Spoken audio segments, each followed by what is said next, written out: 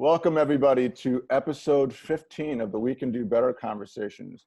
I'm honored to have with us today Bill Mathias, Melissa Hughes, and Linda Nichols, and we're going to be talking about overcoming fear through positive intentional actions.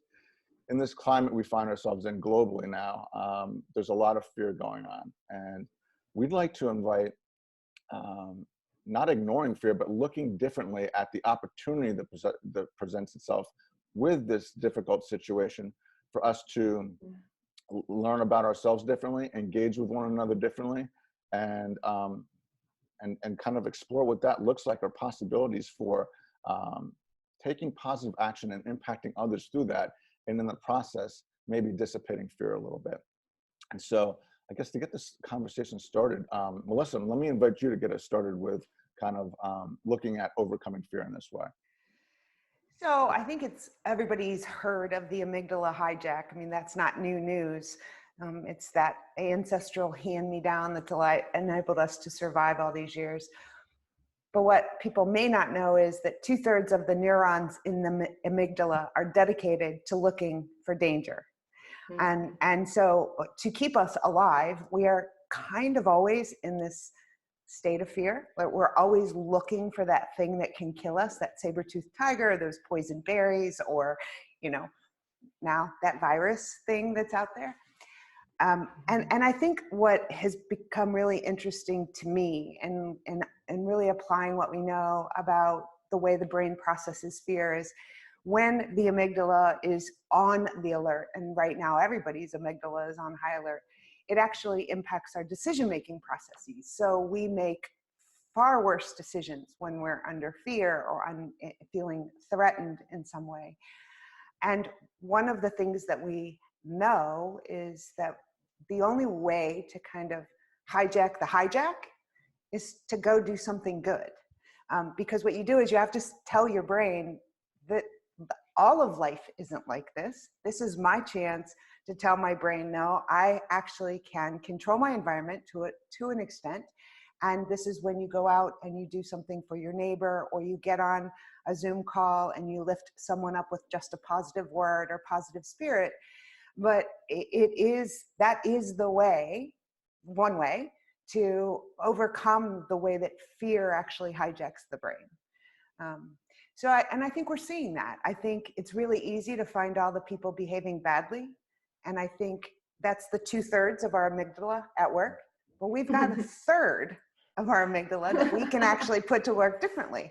And so, and I think there are all kinds of great examples of people behaving well. And think about after 9/11, like I don't ever remember our country being so unified, right? After 9/11, I mean, we all just kind of came together. And I think we all have that opportunity now. We're all in this thing trying to figure it out together. And so we can look and focus on all the bad stuff and the people behaving badly, or we can be that change, be that example of someone behaving better. And to your point, we can do better, right? Thanks, Melissa. I love that. And gets me thinking about the first thing that came to mind as someone that looks at developing and growing is, can we develop that 1/3 part of our brain versus the 2/3? Because we're wired this way, right?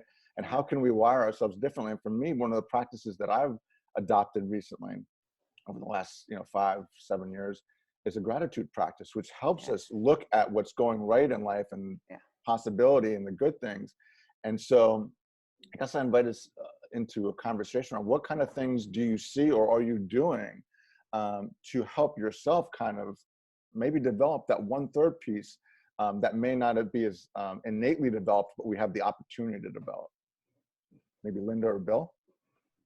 Well, I'll tag team on Melissa about what she's talking about, like a shift in focus. And I remember going to Lamaze class and, put the baby booty up on the wall and focus on that and do your breathing and take your mind off your pain, and more on maybe that spiritual level of like, we float around outside of our bodies, like get in your body, get way down into your core. And when your amygdala goes off, or if you want to call it the ego, because it's there to protect you, just thank it. And that's made a huge difference for me, is to hear it, thank it and not try to push it down, you know, shed it, whatever, kill it, as some people talk about. And then my focus comes back. So yeah, that's what came to my mind. I love it, Linda. Thank you. I think Melissa touched on a lot of amazing things that we probably could spend the next like 5 hours talking about in reality. Part of my background's in mathematics, so I like to go back to this idea of the root of things. And I found myself for the past probably year really taking a look at the words that we choose. And so I find, as I was like kind of thinking about today's conversation, I find the words overcoming fear very interesting. And I find it interesting, specifically the word overcoming. And the reason is because overcoming sort of has this definition of trying to like get around it or to be better than it, right? And it gives this kind of interesting connotation. And when I think back to developing sales training, we often say overcoming objections, right? How do we overcome the objections with this client or with this gatekeeper? And I spent a lot of time working with the teams, having them shift that thought process to addressing client concerns. We say a lot of times that perception is reality, right? Or perceived perception is reality. And so by switching that, I almost think that we need to have this conversation surrounding acknowledging fear, right? And then addressing it, like moving head on into it. And Melissa, very similar to what you're saying, you know, somebody has experienced mental health for 20 plus years. I often find myself saying in my head, no to certain things, right? Like, no, don't go down this rabbit hole, or don't go near Jacob's ladder, right? Don't do those things. And so I think it's really interesting time where we're at is we can choose to feed, or we can choose to put the energy where it is, but we often need to look at the words that we're choosing, specifically if we're leaders, right? You know, we may need to address that. We talk about change. Change is based on how it impacts the individual, not based on somebody in a generation or different things. So how it impacts me. And so as leaders, we need to take a step forward through things like empathy, right? And acknowledge it. Acknowledge that somebody is in this state. Say you're right, so that you can move them. Melissa, and you probably can talk more about this, so that you can move them through that to see that there's something else beyond that fear component. Yep. Yeah, and I think it's really interesting. You know, we need these cognitive processes to keep us alive, and so much of this happens in our subconscious. Like we don't even realize it. And so, to your point about, you know, we can. When I say the brain doesn't make great decisions under fear, a lot of those decisions are happening in our subconscious. We're not even paying attention to them. And so, I think part of the challenge is understanding that, number one, and then understanding how to be more intentional about the things that we shift our focus to. And I think that when we do that, I think that when we become more intentional about things, and Brian, you mentioned gratitude, and, you know, Kevin Monroe is the gratitude guru guy. And when we talk about being more intentional about gratitude, then the way it influences our brain is just so powerful. And then actually acknowledging that you're doing that on purpose, like that's where the real power comes. Yeah, and which you all have me thinking about. And Bill, I love your point about language, and I've gone through some training with Judith Glazer around conversational intelligence, and she talks about words create worlds, right? How we frame things can trigger people or can invite them in. And so it got me thinking about you, Melissa and Linda, all got me thinking about how we react or respond to fear. And often it's not the event itself, but it's how we choose to experience it. Yes. And so how we choose to experience it, and that's the invitation we're trying to bring people into today, is how we choose to experience it and maybe taking positive action. And so the experience of fear is like often greater than the actual event. In layman's terms, like think about how much time you spent investing in overanalyzing a situation and making it bigger than it is when it's really not that big. It's sort of like that on a regular basis. And so what I've found to be helpful, and this is what you all invited us into, is taking an action, a positive action, towards someone else, and I even think it can be towards yourself, but taking a positive intentional action to care for yourself or another human being disrupts it. Yes. And so the reptilian brain, right, we're built and wired for survival and safety, right? And so if we disrupt that and pause and give ourselves a way to respond, then we're giving ourselves an opportunity to experience fear differently. Yeah, absolutely. I teach the 7 lies. It's like lack words, and words can be lack words or not, right? The word hope can be a lack word. You just hope something and you don't take any action. Well, you're using it as a lack word, right? Or, I have to do something, right? Terry with Nichols, my husband, talks about that a lot. I have to versus I get to, right? Again, almost a gratitude practice of switching those words instead of I have to do this and I have to do that. Need is another one that can be in lack. And then when you kind of get over using it in lack, it's a really important word. When I worked in a psychiatric day treatment center with kids kindergarten through 5th grade as a special ed teacher, I would say, what do you need? What do you want? And how can I help you? And I got a lot less black eyes out of that one. They were pretty violent. And I was thinking when you called us to all this is like, you were talking about fear, and it's like, I'm not really afraid of very much. I remember there was a really violent kid there, and I didn't show up till like 10, and I was like, yeah, I'll probably show up and there'll be blood all over the walls and Alex will be waiting for me at the door, and it's like, what would I do? And it's like, it didn't scare me, and he really respected that.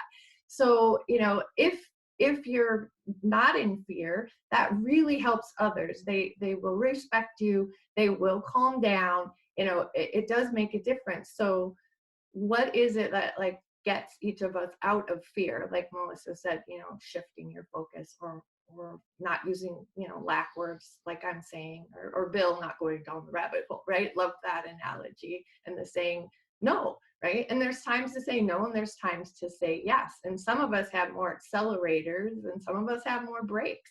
So just knowing where your accelerators are, where your brakes are, and how do they serve you in that moment. So just staying really fully present and noticing, and even noticing what's going on in your body. And you were talking about the thought loops idea. I think it was you, Brian, right? And you can get caught in a thought loop. They just go around and around and around. So I'm sure Melissa has great exercises for getting people out of thought loops. Well, Brian said it. I mean, the best, from a neuroscience perspective, if you're constantly focusing on the negative, you're caught in the vicious cycle. And the best way to get out of the vicious cycle is to intentionally break that loop with something positive. And then that will put you in a positive thought loop, which is the virtuous cycle. And I think it reminds me of, I think it was Kurt Vonnegut who said, the things that we worry about never happen. The bad things in life are the things that blindside you on some random Tuesday that you never even saw coming. Yeah, but right. The things that we stew about just on and on and on. And I am so guilty of that. So I say this with no judgment. I have to stop myself sometimes and say, okay, you have now spent how much time and mental energy worrying about this thing that may or may not happen. Bottom line is you have zero control over whether that thing may or may not happen. So my challenge is always, I know that is a negative thought loop, and I know, and I can almost picture it like visually. I try to picture that in my brain and say, it's time to break that. It's time to disrupt that cycle. And the best way to do that is to do something positive for someone else. Get out of your own head and go do something positive for someone else. That's the best way. And gratitude, right? And so gratitude also is, when we express gratitude to another person, there was a study done where people wrote down a letter to someone in their life that they really, really appreciated, and they had to be very specific about why they appreciated that person and how that person positively influenced their life.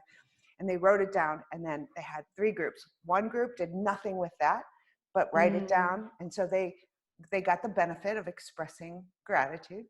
Another group actually mailed that letter to that person. And then the third group actually either called the person or took the letter and read the letter to them face to face.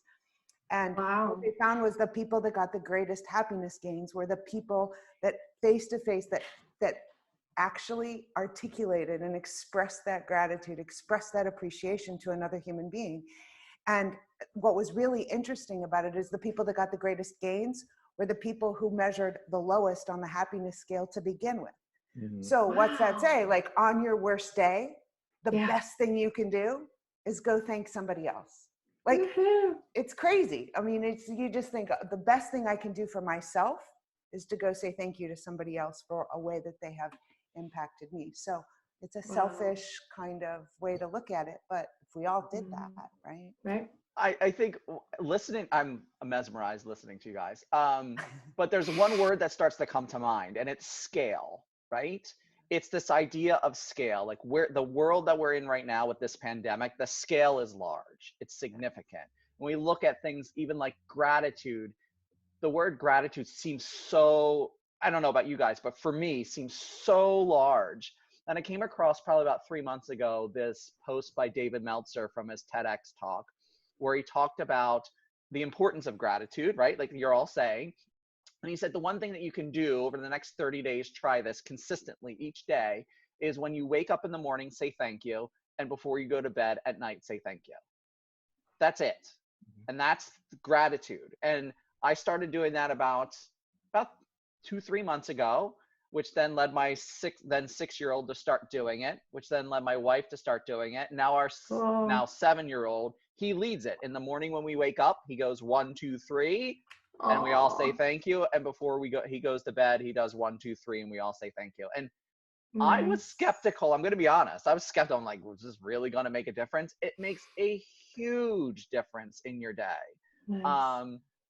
To scale also, when we think of pandemic, to scale that for all of us, we know that the worst thing we possibly can do when there's an illness is to hop on WebMD. Like, we know that that is just something not to do, right? And so actionable items that we can do to kind of bring us back is to turn off the news, to put down that phone, right? If you're not connecting with somebody, like to connect with them like we're doing, or to connect with a family member to check on them, like put down that phone and shut that noise off for that moment. Give yourself that pause to sort of recenter. So that's sort of the things I'm thinking about as you all are talking, is this idea of scale. And how do we get back to sort of right sizing it for us of where we are in the mix? Love that, Bill. And you're talking about scale, then it gets to leadership, right? Especially leadership in terms of this, whether you're a governor of a state or a medical facility with such large problems. How do we lead more effectively during times of challenge, which often bring fear?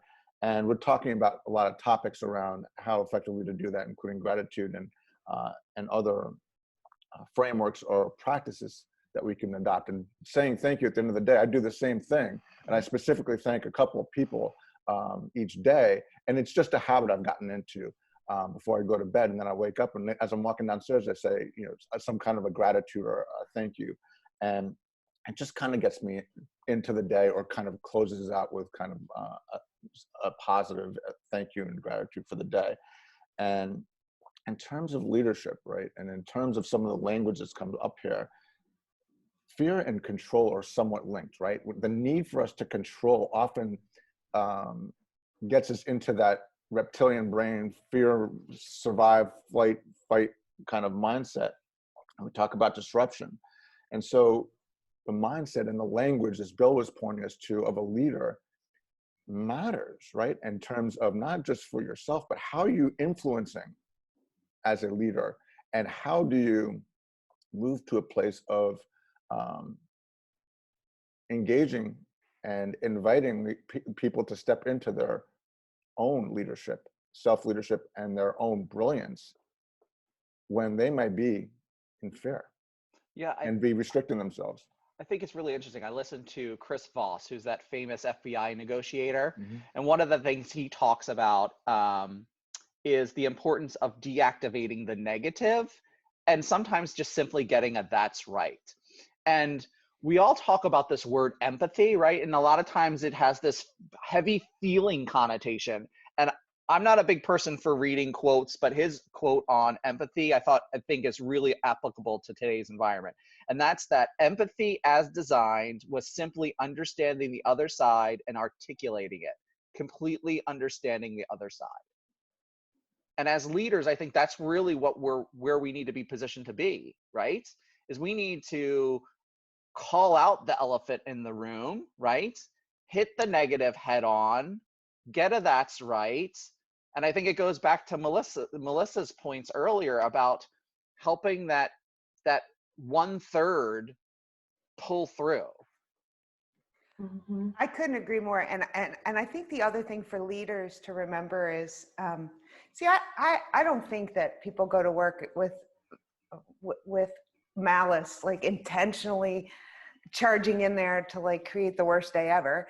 I think that the fear that's in people's heads often is not warranted, but that doesn't mean it's not there. So, you know, let's say I work really hard on this presentation and I deliver this presentation, I send it via email and I'm waiting. And the longer I wait with no response, the more fearful I get that that presentation was not received well. And that may be completely, you know, not even true. That maybe the person that I sent that presentation to has just been buried in other things and just hasn't even had a chance to read it. So I think that part of what you just said, Bill, in that empathy is we have to remember, we have to learn how to put ourselves in the shoes of someone else, and even when it's inaccurate, be able to say, oh, maybe that person is thinking this. And the best way out of that is communication. Like, communication is one of our biggest flaws in most problems. It's a communication problem. I didn't mean that. I didn't intend that. I didn't. And so at the end of the day, you go, well, did you say that? Because if we're not telling people, how do they know? And I think understanding that our brains automatically jump to that negative space. I mean, that's how it's wired. That's the 2/3 going on, you know, at work. Right. Having that understanding then gives us a better opportunity to go, oh, wait, I think maybe I can solve some of this just by having a conversation, just by communicating a little bit more directly, and giving everybody the space and the freedom to do that, you know? In developing a generational presentation, I came across Rains and Ewing, and they have this thing where they build on the golden rule, and they call it the titanium rule. And the titanium rule states that do unto others according to their druthers, and druthers, I had to look it up, really means according to their preferences. Right. And so it's the importance, like you're saying, Melissa, of getting to know your team. If you don't know your team now and you're trying to figure out how do we work with them in this sort of pandemic environment, get to know your team. Like you have to start to connect with them. Just have a conversation with them. No business, no nothing. How's it going? Pick up the phone. What's going on? Your kid's probably home like my kid. How are you just get to know your team so that you have some base level to build on. I mean, we look at engagement scores and trust scores and everything. I mean, it is I hate to say it, it's in the toilet, right? And so now we're in this environment where people are in this sort of frenzy, in this 2/3 of their mind, and we're trying to figure out how do leaders manage that? Yeah.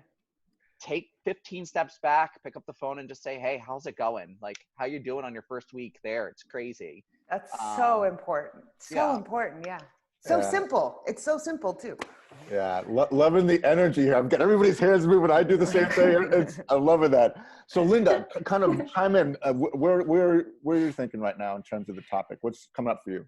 Thank you. Well, yeah, the whole idea of the amygdala going off, and it reminded me of the infant monkey study when They had monkeys, and they had a tree, and they had bananas, and then they zapped the monkeys, and then they had babies, and their babies tried to climb the tree, and they threw them to the ground, you know. So that was something that I was thinking about earlier when you had said Dr. Bill. So yeah, so that was one of the things. There was something else, but it's like something that Bill said I was going to bounce So off. I see Einstein's tongue hanging out, and I did mention that I do have this connection back to studying mathematics. And so I've been doing sort of this research into kind of black and white versus gray and light. And it reminds me of E equals MC squared, right? This idea of like, what can leaders do? And EM equals MC squared, and I'm not heavily vested into diving into all the insights, but it talks about that the speed of light is so large that it's multiplied by itself, right? And that the equation points out that a small amount of matter can release huge amounts of energy, right? And when we think, Brian, you had asked, like, how does this relate to leadership, right? These small things that we can do amount to huge things of energy, right? Yeah. That saying thank you, that gratitude, reaching out to a team member, that phone call, not at 4:55 when they're done at 5. Those things are really important. The small things matter. We say it all the time, the details matter, right? It's not the gift, it was the thought that counts, right? And this is the time that we need to bring that in as leaders, right? It's maybe, hey, I know you guys have had a crazy week, everything going on. We're cutting it at noontime on Friday. Like, enjoy the day. Try to figure out what you're going to need to do with everything else. Go have a donut with your kid, right? It's those things that are important. It's not in sales, it's not necessarily let's throw 1,000 more rods into the pond to see if we can get a bite, right? That's underneath the assumption that there's fish in the pond. What we can really do is just say, how do we better spend our time, and how do we balance that out? If that means that you need to take an hour to go take a walk during the day, go do that. If that means that, you start at 10 a.m. instead of 9, go do that. The more that we can meet people where they are, the more rapid we'll be able to get that's right, be able to get to the 1/3, and maybe start moving the 1/3 to start eating away at the 2/3. Yeah, that's so true. And I think when you take away that element of fear, I mean, you put people in a place where they just can excel, and they can really engage and be creative and be innovative and all of those things, productive, all of those things that you want from your people. I just recently wrote a gratitude ebook called Gratitude at Work, and it's all about what gratitude does in the workplace. And one of the pieces of feedback that I have gotten back from so many people over and over again, and it has just astounded me, is in this book there is the anatomy of a thank you note. Like, be specific in what you are thanking your people for. Like, don't just say, hey Bill, great job today. It's, hey Bill, great job on leading that team meeting today. You really made people feel comfortable in sharing their own ideas or whatever. Yes. And there are all kinds of opportunities right now to do that for people that the ROI will come back tenfold. And so part of that is what we started this whole thing with. Put your head in a space where you're looking for those good things. So as leaders, if you're looking for those good things from your people, and Bill, to your point, to say, I know how hard this is for all of you, but you did this, this, and this that really helped the whole team. So look, if you want to go spend an hour with your kid this afternoon, go do that, whatever that is. I just think that those are the little things that cost so little and that return so much in the grand scheme of things. I love that. And so the little things and meeting people where they are, great kind of advice, right? Because we're all on a spectrum with most everything in life. But how can a leader do that if they don't have the awareness, right? And so the awareness that, oh, this person's at a different place than me. And so this whole self-awareness and mindset, and how fear can get us disconnected. And so the ability to deal with fear, it impacts our ability to notice, and to understand that shifting my perspective 10 degrees might create a quantum, a largely different experience for people with you, with the opportunity that we have in front of us. And so this whole notion of it doesn't take a lot to create a big impact. It matters then from a leader's perspective, and it doesn't have to be the CEO, it could be us being leaders, right? Right. How we're engaging with one another, with our teams, and just noticing, wait a minute, how am I showing up here? Am I showing up with a need to control? Am I showing up, how am I showing up, and what is the need am I noticing? Am I noticing, oh, this person individually needs this, or the team needs this, or hey, the situation needs this, right? So there's sort of a triangle of myself, others, and the situation, in terms of noticing three aspects of it. And when you have an awareness of kind of those three dimensions, then you're better able to meet people where they are and create that big impact with potentially a small shift.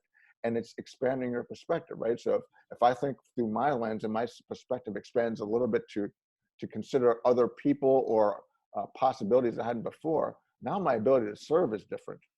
My ability to lead is different.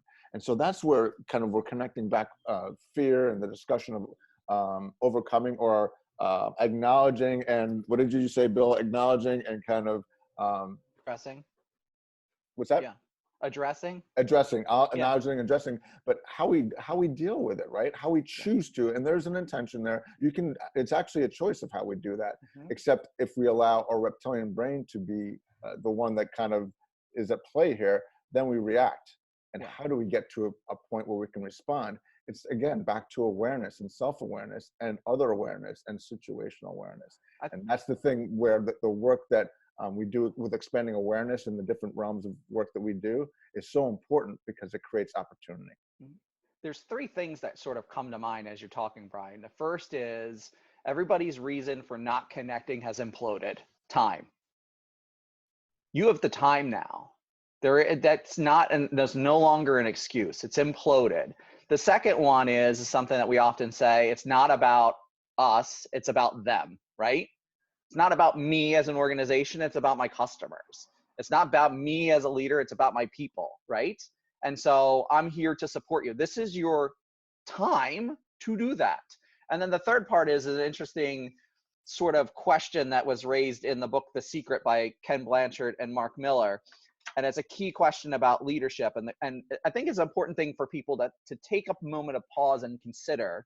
And to your point, Brian, it says a key question you must continuously ask yourself is, am I a self-serving leader or a serving leader? Right? And so now we've imploded time. You now have the time. You now have the time to think. You now have the time to interact with your folks. It's time for you to dive into it. And as Mike Vacanti and many have said, right, it's time, start moving into that uncomfort and become comfortable with it. Yeah. Embracing the discomfort, yeah. Linda, what are your thoughts? I've had these under it all thoughts. So it's like, I didn't finish the banana one anyway. So the first generation got shocked. The second generation freaked out. And the third generation never attempted the bananas. So I found that super interesting experiment. And then perception is under communication. So like, okay, so how are we perceiving, and then how holding space for the differences of others and their experiences. And so holding space to know that that other person's perception isn't most likely going to be the same, is going to come from past histories or whatever. So holding space and getting to know your people, and then under getting to know your people and how can I serve and all that, is vulnerability. Vulnerability is like the highest vibration out there, you know, and I'm hearing stories from even corporate leaders, especially female corporate leaders, that the real ticket has been sharing like what she is struggling with as a mother, as a wife, at just getting vulnerable, being personal, and just sharing. That's when the trust was built. That's when the competition ended. And it can be a really beautiful thing. Love that, Linda. Vulnerability, so important to building that trust, to connecting, and to leading. And we're going to come back a little bit to time, because Bill talked about time. And I'm going to make the argument that time's never been an issue. And that might be controversial, but that's okay. I think it's prioritization and attention that's the issue, and how we choose to look at time. And so I hear that all the time, that we don't have time now. Well, we do have additional time. So there's additional capacity, I will say, to make a different choice of where to prioritize and put our attention. I challenge when we don't have enough time, in terms of, it's oftentimes, I think there's an opportunity with prioritization and attention. And granted, there are situations where there's overwhelm, and I'm not trying to dismiss that, but I think too often the choice of prioritization creates a lack of time, rather than expanding it and saying, well, this really isn't that urgent right now. I can defer it.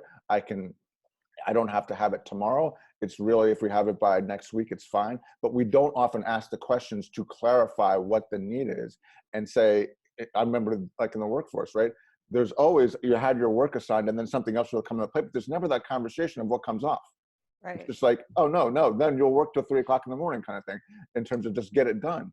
And that gets, the opportunity there from a management practices perspective is to get to what's happened with the prioritization, because there's this whole thing of prioritization isn't static, it's dynamic, just like when things change. So how do we dance with things when they change, and how do we kind of honor that? So now with the situation now, Bill's right, there is a capacity. We have more time to maybe do some of the things we didn't do before. There's no commute for many folks now, where there's more time, maybe more time with the kids. Now the kids are home. How do you divide the time between maybe helping them with their school, and also the stuff you need to do for your business and other things? And so then that reprioritization process happens. But the element of time has always been the same, 24/7. And so the invitation there would be to think of, when people are struggling with time, is what is the prioritization shift that needs to happen for me to optimize the time I do have, would be my invitation. And it gets back to, that can cause fear, right? Oh, now I don't have any time. My time's getting consumed. And so what if the thought was around, where's the opportunity to best use my time given the current situation? And it's a redirect and a reframe. And this is something I work with clients all the time, is, oh, I don't have time, this, I don't have, it's that the lack of, that Linda was talking about, those words, and those lack words is, okay, so what is the invitation there? Where is the possibility to look at what you do have and how you best utilize that? And so that reframe can be an invitation. Yeah, and sometimes it is that possibility, because there are other people that are way busier than the person that you're coaching, and just exposing that lifestyle to them, and maybe some of the tips of how they're choosing to do it. But it is really incredible that the I don't have time sometimes come from the people that actually do have way more time than other people who are nailing it. I think one other thing to remember that too is, now that everybody's working remotely, I was just talking to a colleague yesterday and said, my inbox is like unmanageable now, because those conversations that we used to have, like somebody would just walk across the hall or pick up the phone, and now everybody's remote. And so every piece of communication feels like it has to be in an email or a text message or in a chat. I think that there's, first of all, understanding that, number one, and number two, being mindful of the fact that so much of the nuance is missed, and when it's in text format or an email format.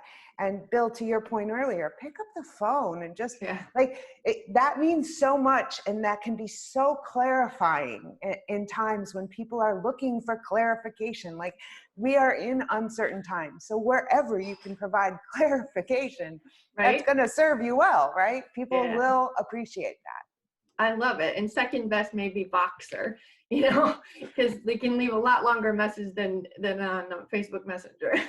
Right. Been interesting, because I'm still within this, in the sort of the sales field, if you will, or the customer engagement space. And so emails, last week were probably a little bit longer than they are this week. Starting yesterday, I just started sending out emails that are literally just in the subject line, like, how can we better serve you? That's it. That's my whole message.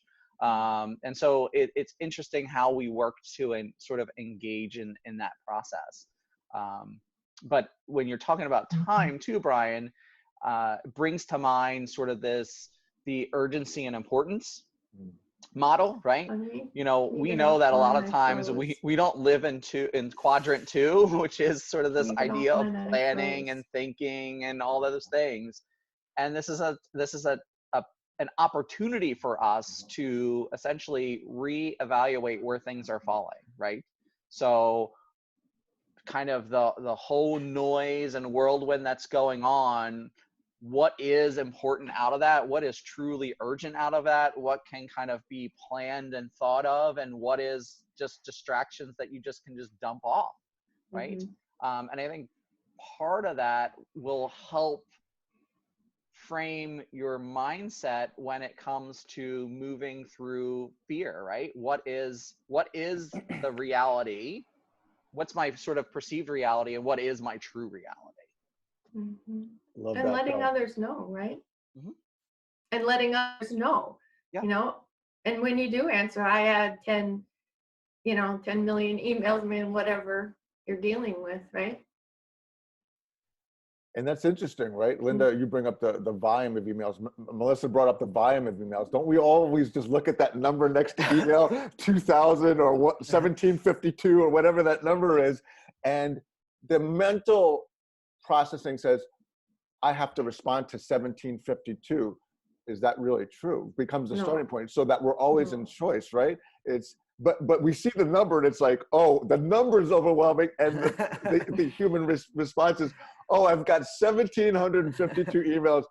But do you? And then the invitation, I've seen some people doing this too, in terms of, we've subscribed to a lot of things. We get bombarded with emails. One of the things I've chosen to do is unsubscribe from things that I haven't responded to in however long you want to say, 6 months or whatever. And that reduces the number, right? Because how many of those 1,752 really matter? Right. Yeah. Back to the prioritization that Bill was talking about, and the urgency and the importance there. And that enables us to sift through what's urgent and important better at a smaller number. Maybe it's only 300. Your scale's changed. You've adapted your scale. Right? You've adapted your scale. It really is an energy suck. I mean, to have 50 million just sitting there that you haven't thrown into trash, you know. Yeah, and then other people are like, I want to get my inbox to 0. Well, that might be doable, but it also may be impractical. And so it's basically back to this notion of choice, right?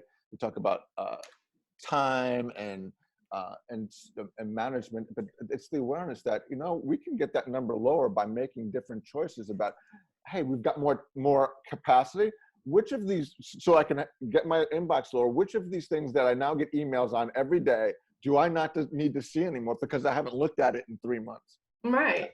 And then that gets back to the connection back to fear. Maybe I'm less fearful or stressed because my number's down now. Even if it's something like that, it's getting to positive actions that can help create a different mindset and world for yourself. Right. So as a leader, when somebody clears their desk, do you give them more? Right? And it wasn't in my first marriage, that was the deal. It was like, oh, I got to clear my desk. And then when call him the husband, when he became a manager, he realized you just give them more if they clear their desks. So like, what a waste. Meanwhile, he's coming home at midnight, 1 o'clock in the morning, right? That's so true too, because if you think about just from a leadership perspective, if you have something that's really important that you need done, you give it to the person who you know is going to deliver, and that person is always going to deliver. And so how do we reward our hardest workers? With more work. And Bill, to your point earlier, those are the very people that need that, hey, thank you so much. You're always someone that I can count on to get this thing done when something's really important. So you know what? Take the afternoon and just go spend it with your kids or whatever that thing is. I mean, but we don't do that. We give our hardest workers more work. That's their reward. It's a school teacher thing too. Just get busy, out of my hair. Yeah, we learn it from a very young age. Yes. Yeah, that too. the price for success is more work. I mean, that was sort of the notion too, and it's sort of the same concept there. And it's true. And do we ever go back and say, we keep piling the work on and the work keeps getting done because the person's good and they continue to do the work, but it's like, what are you needing right now? I realize I'm adding more to your plate. What is it on your plate that we can kind of defer so we can have you focus on what's most important? What if the leader kind of looked at it, their responsibility in delegating that work a little bit differently to honor the fact that this person is probably overwhelmed because they're your go-to person, and how can then that person help you build a couple of different go-to people? How can you give them space to mentor or other ways to build your capacity through other people rather than having just this one person?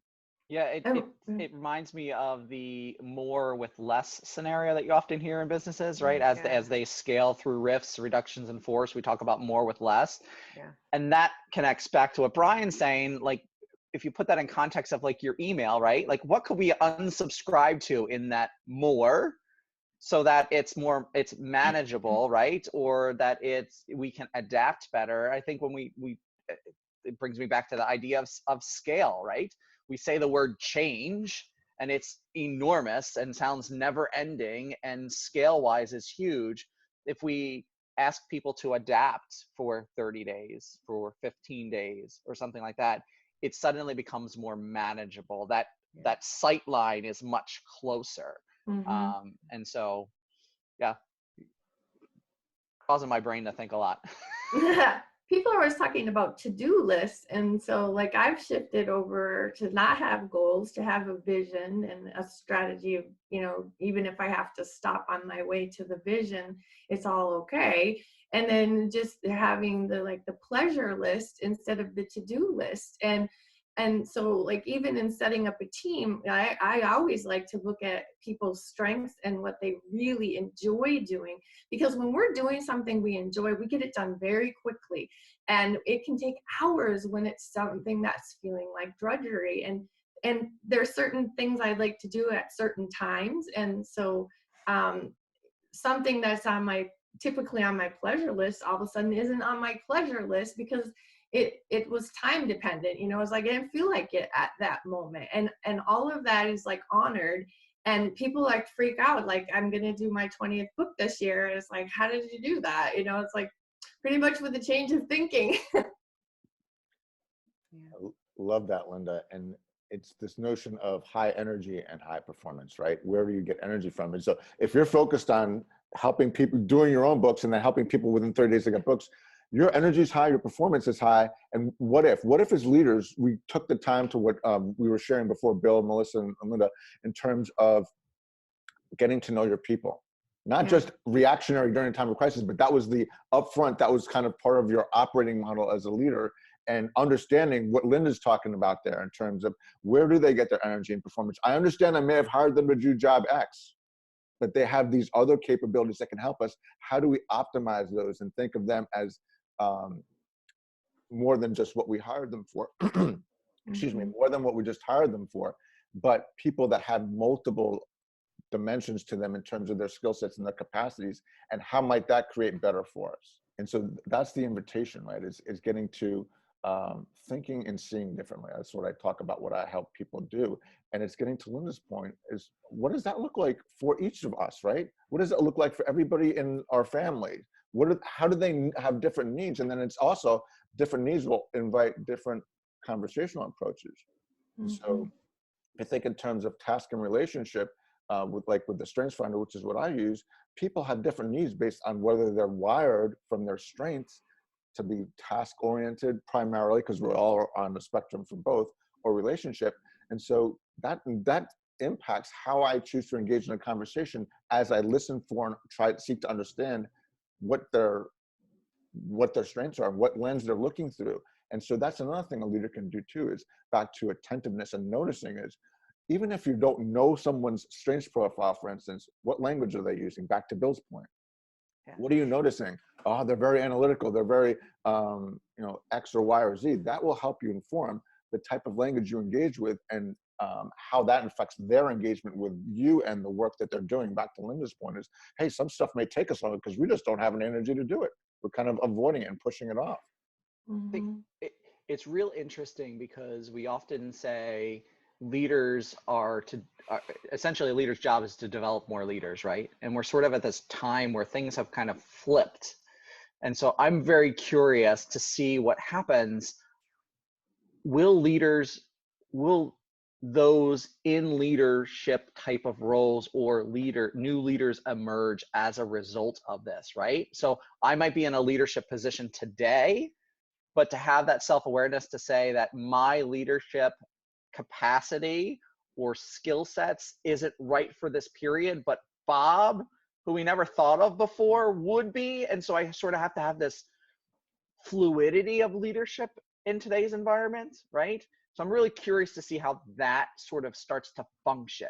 Like, were we really starting to develop leaders, and are we comfortable in having it become much more fluid today than it's ever been? So, this week, Bob might be the perfect leader for it based on how things are progressing. It might be Susie next week, or it could be Jane, or it could be a multitude of folks on the team over the next 30, 60 days, kind of in this interesting pass-off fluid leadership capacity. That's what I'm really sort of curious about, to see what happens. The leader of yesterday or today may not really be the leader that we need adapted for tomorrow or a week or 3 months down the line. But Bill, what you describe is a leader who has both the insight and the security to create the kind of environment where people actually are able to contribute. I mean, I talk to people all the time and say, my boss doesn't have any idea what I'm good at. And that's so sad because, Linda, like you said, the things that we're really good at, the things that we're really passionate about, we are going to rock the house with that, right? And so for those folks who actually don't get to contribute their strengths, not only does that person engage less, but the company doesn't get the benefit of that strength either. So it's a total lose-lose. So well put. we talk about creating your conditions, right? And so having those capabilities and the lens of what a leader looks like, right? Leadership by position, I get that, but honestly, there's two elements to it. The leader that's in a position that can kind of get to what Melissa was just talking about, and Linda and Bill, you all were talking about, was how do I understand my people more and kind of create opportunities for them to leverage their strengths so that they can be energized, produce more for the company, be energized, and be more likely to want to stay with the company, demand more challenging work because they're demonstrating the ability to do that. And then there's the individual in terms of wherever you are, you can be a leader in your role, right? And so taking that mindset of you show leadership and people will find you, right? And so and then it's the job of the leader to say, hey, I noticed Susie or all the people Bill was mentioning, the different people that you may have on your team, you're noticing or maybe looking at them differently. And then the other thing is looking at just generally what a view of a leader looks like. And I talked about this at the Humans First that we did in DC was my topic. It's inclusion. We have to change the lens of what a leader looks like. It's no longer in white male, and yet, we're changing a little bit, but not enough, and looking at leadership in a different way. So we expand the view of leadership, we expand the opportunity, and we expand leaders who think differently about people on different roles in their team, and then succession planning, promotion cycle or promotion pathways, and creating innovative ways to kind of challenge people and give them opportunities for growth. And so there's so many different layers to this, the individual, the lens that we look at from as a society or as an organization or as a leader, and then and how do we kind of expand how we see so that we can create different and create better. Mark C. Crowley, I'm gonna paraphrase a tweet. I don't know if that's legit in the academic world, but Mark C. Crowley had a tweet out the other day about leaders and what are sort of the tips that you can provide to leaders that are now leading remote teams. And the response that I provided was real simple: be human. I mean, it doesn't get much simpler than that. Mm-hmm. Be human and understand human. Yeah. And oftentimes simplicity is the easiest way to understand, right? And so, and you use be language. Leadership is about being. We've gotten to condition that leadership is doing, and there's an element of doing to it. But what if we led with being? How am I being as a leader?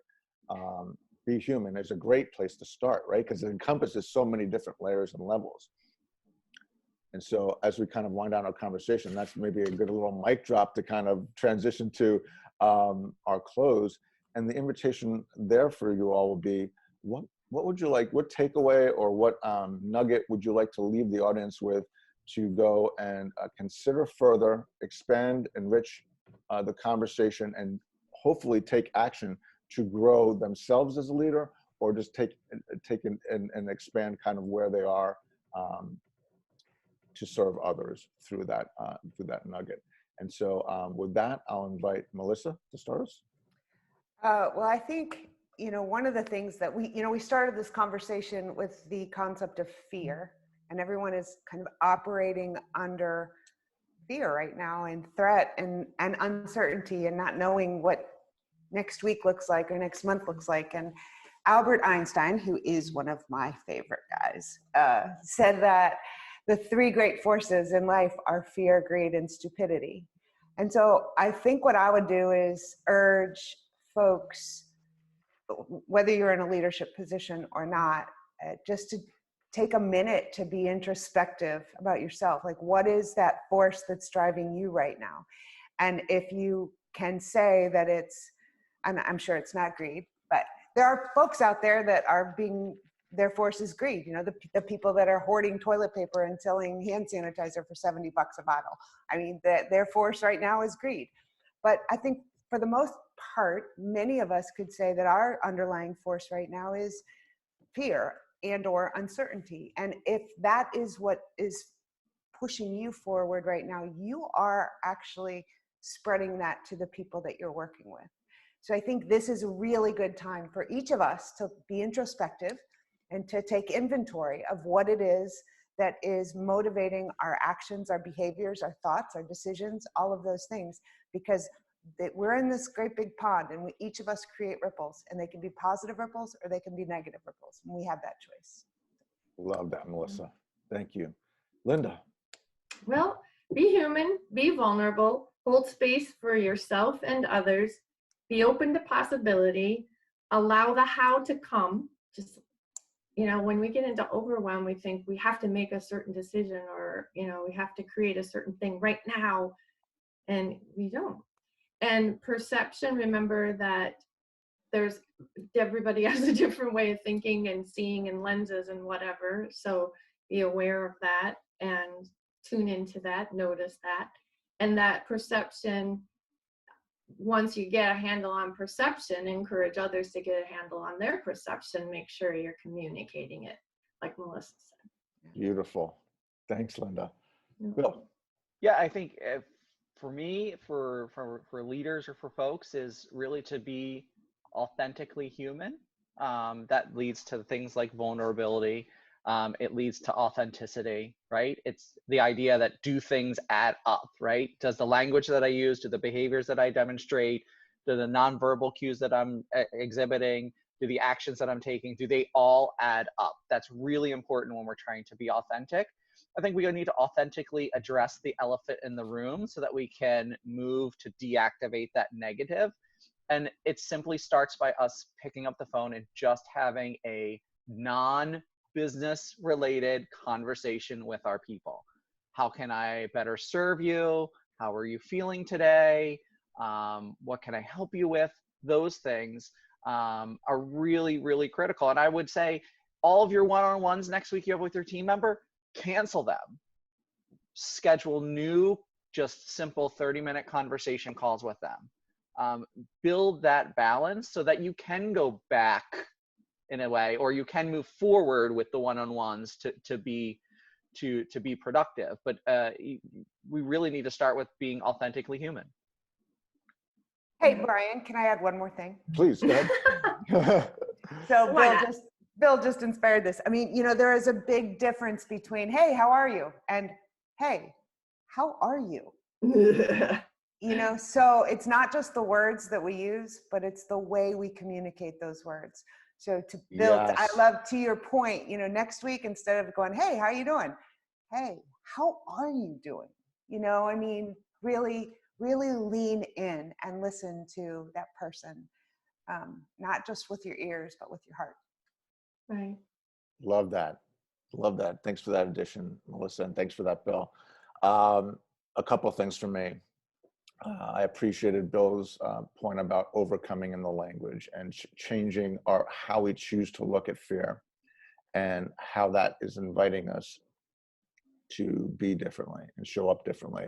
And we talked about taking positive actions for and in service to others as a way to get us out of fear.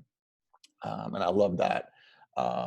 But it all is about awareness, and it's about being able to expand our awareness, notice what's happening with ourselves, because from that place, we are then better able to serve ourselves and others. So it gets back to awareness and just this reminder that we are always in choice. And that gets compromised neurologically, bioscience-wise. Melissa, we can talk about that in greater detail in another conversation, but it gets compromised when we're stressed and when we're in fear. And so just realizing that, oh, it's happening again.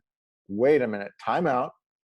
How do I want to respond here rather than react? I talk about all this a lot because the human tendency is to go to the reptilian brain, the reaction, the innate response. And that gives us back the power. And this element that we didn't get too deep into, but I believe is directly related to fear, is control, or the need for it, or the lack of it. And so when we get to the point of feeling empowered, that also can dissipate fear and create the opportunity and the space for us to take these positive actions to be differently and to uplift others.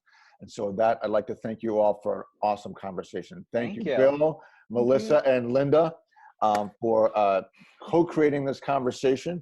Like we typically do, we probably will need a 2.0 or a 5.0, because as Bill said before, we could probably talk about this for 5 hours. So thank you for your time, your contribution, and this conversation.